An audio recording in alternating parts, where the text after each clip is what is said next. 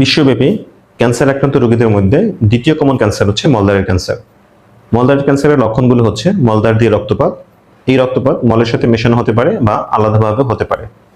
এই রক্তপাতের ধরন অনেকটা পাইলস আক্রান্ত রোগীর রক্তপাতের ধরনের সাথে মিলে যায়। 2, রোগী দিনে কয়েকবার মলত্যাগের চাপ অনুভব করে, যার ফলে টয়লেটে যেতে হয়, কিন্তু মলত্যাগের প্রচেষ্টা ফলপ্রসূ হয় না। মলের পরিবর্তে রক্ত মিশ্রিত মিউকাস লক্ষ্য করা যায়। 3, দৈনন্দিন মলত্যাগের অভ্যাসে পরিবর্তন লক্ষ্য করা, যেমন পূর্বের তুলনায় ঘন ঘন টয়লেটে যাওয়া, মলের কনসিস্টেন্সি পূর্বের তুলনায় নরম হয়ে যাওয়া, খুব ভোরে ঘুম ভেঙে মলত্যাগের জন্য টয়লেটে যাওয়া, এছাড়াও দিনে কয়েকবার মলত্যাগের চাপ অনুভব করা এবং মলত্যাগের সময় রক্ত মিশ্রিত মিউকাস লক্ষ্য করা।